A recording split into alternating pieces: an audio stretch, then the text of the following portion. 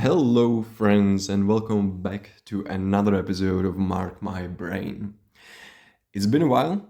I took a little break over the Christmas holidays. I hope you enjoyed them as much as I did. And now I'm back, hopefully with renewed energy and inspiration in this new year. So let's dive into today's topic, which is journaling. Hopefully, everything about the journaling. Uh, the specific questions I would like to ponder in today's episode are what the journaling can be, how can you approach it, and how you can make the process of journaling your own, why it can be beneficial, and last but not least, how did journaling impact my own life.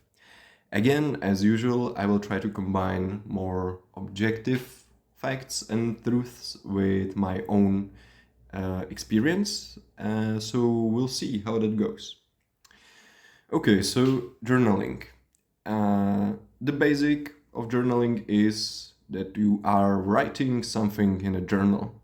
I think we can agree on that probably. But I think that from there, it branches out into so many different directions because it matters what you write about, how you write about it, and also why you write, at least from my perspective.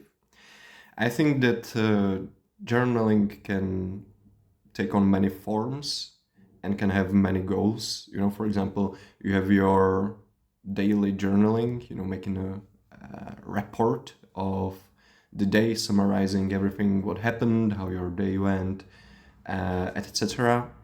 You can try to put emotions on paper. You can try to think a problem through with the help of your journal. It can help you achieve your goals in some way because by journaling you can try to foster motivation, to remind yourself of your priorities, for example. And of course, it can also be a creative outlet, I think. So, as you can see from the get go, there are so many different things that journaling can be.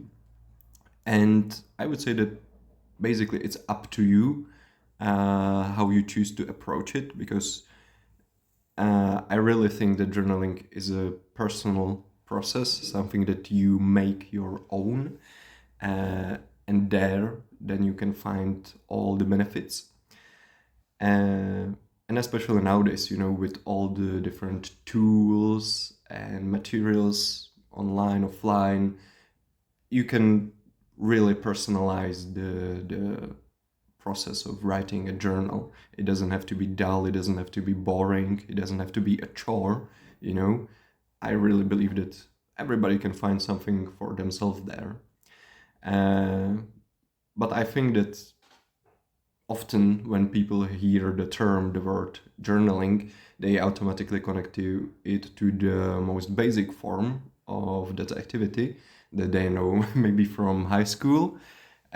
Just every day writing, "Dear diary, today I did this and this happened, da da da da," and that's it, and most people don't look further. And I don't want to, belittle this form of journaling, but my hunch is that most adult people don't really need this, or it isn't as appealing to them as, for example, for people in high school or whatever, But you can for sure find other benefits in journaling if you try on different approaches, which I highlighted. The benefits, what maybe some of the people don't see when they automatically throw journaling into the category of a boring dull activity for high school students, is that I really think that putting your thoughts and emotions on a piece of paper, can help you gain a new perspective. Because when you put the words on the paper, you at least partially detach yourself from what you are writing. So, for example, it allows you to see your emotions and the problems you are trying to solve and situations you find yourself in. It can allow you to see them from sort of a third person point of view, and that can really bring a new perspective, um, but not only in the objective sense of the thing, not just, I am having a problem, I need to look at it from a new perspective to solve it, but also from the emotional perspective, that if you do this, if you put your emotions into the journal, again, you sort of detach yourself from them. So then you can find, I don't know, reduced stress or reduced anxiety. It can help with some mental clarity. So I think you can find, uh, you know, objective, sort of productive benefits as well as emotional ones when journaling.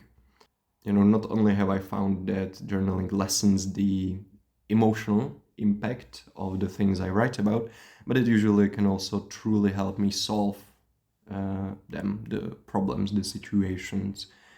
Um, as I highlighted before, and maybe what sort of ties into the more productivity side of journaling, I think journaling can also be used as a tool to achieve goals. You through writing and putting sentences together on a piece of paper, you remind yourself where you are going, how is the journey going, what progress have you made in relation to your goals, and what you need to do next, for example, of course.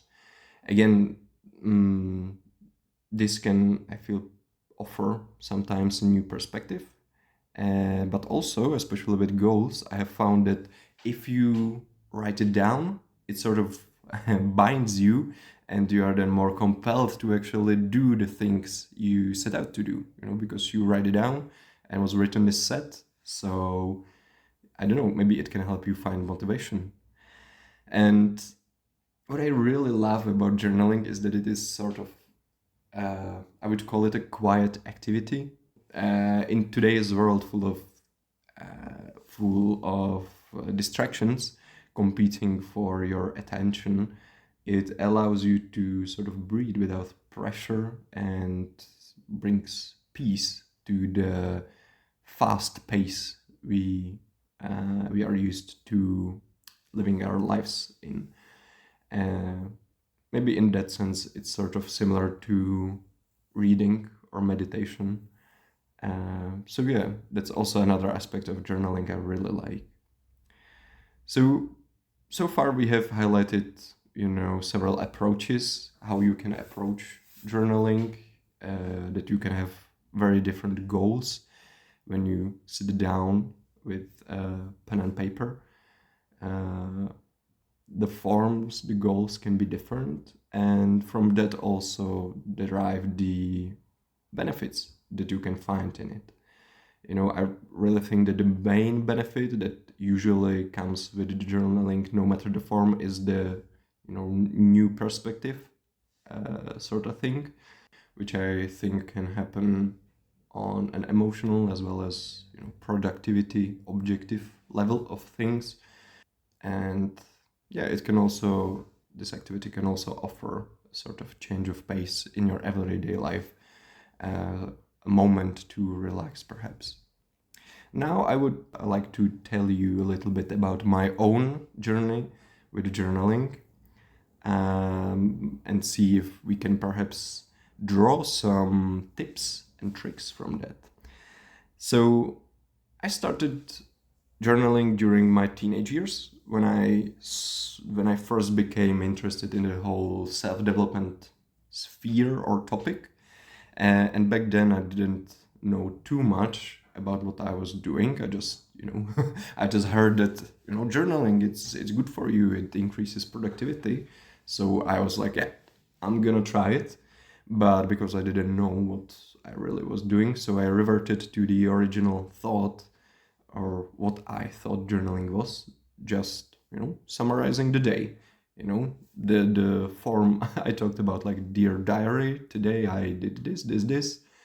and without sort of any additional purpose. And although it can be nice, I feel like for me it very quickly became dull because again I didn't find any additional benefits, I guess, in it. So I tried to reform the process and then I made it all about productivity. I was just writing about my goals and how to achieve them.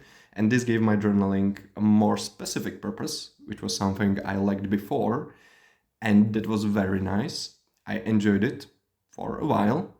But unfortunately, writing in this fashion became sort of a bit of a chore, I must say, especially because I often wrote about very similar things, because often your short-term goals support your long-term goals. So in many ways, you're writing about habits or things you do repeatedly.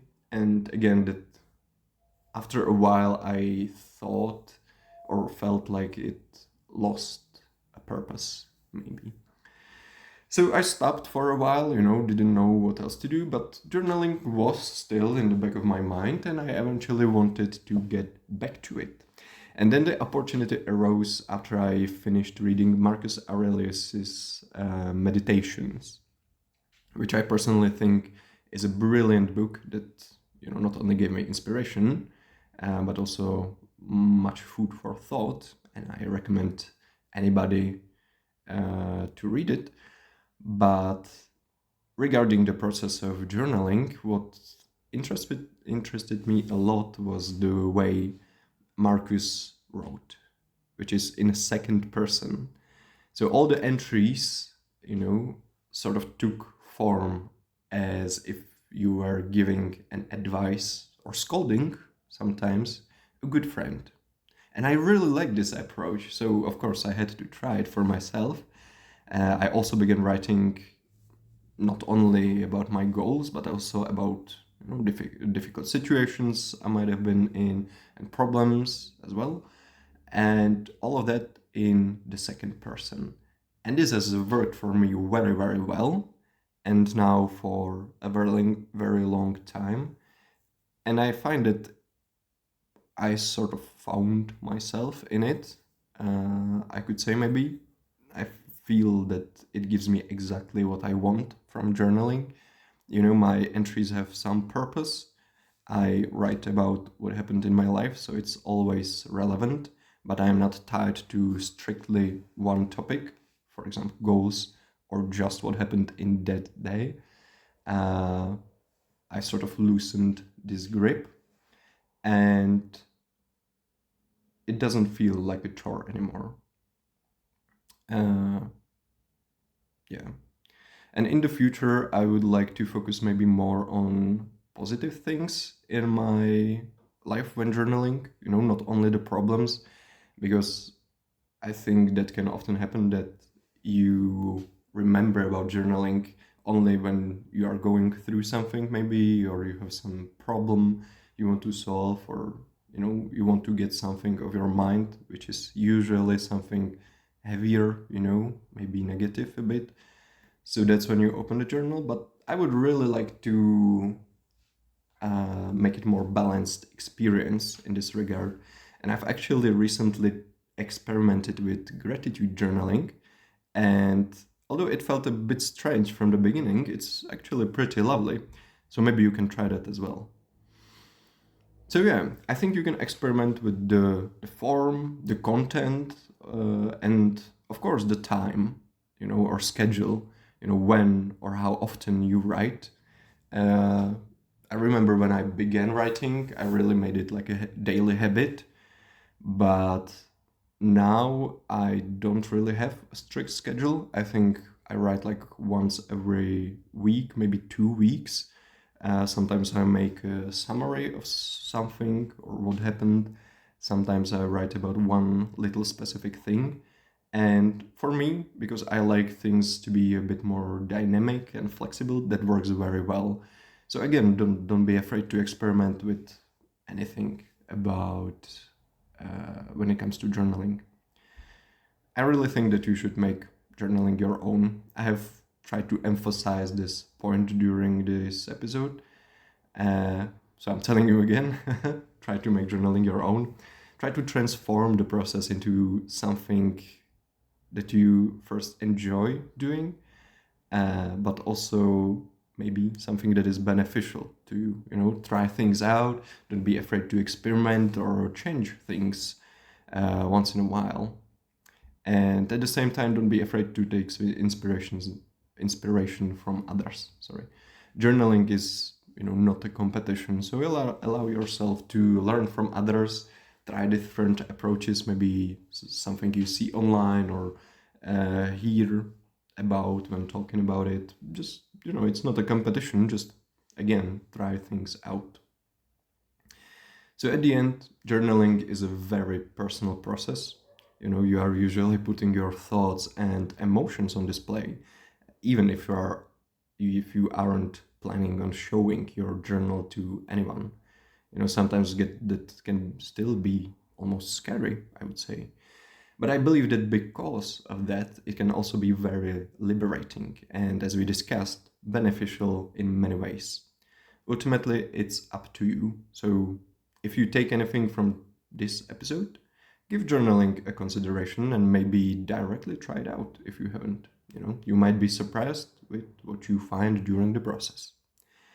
And with that, we come to the end of today's episode. Thank you very much for listening. I hope you enjoyed, and see you next time. Bye.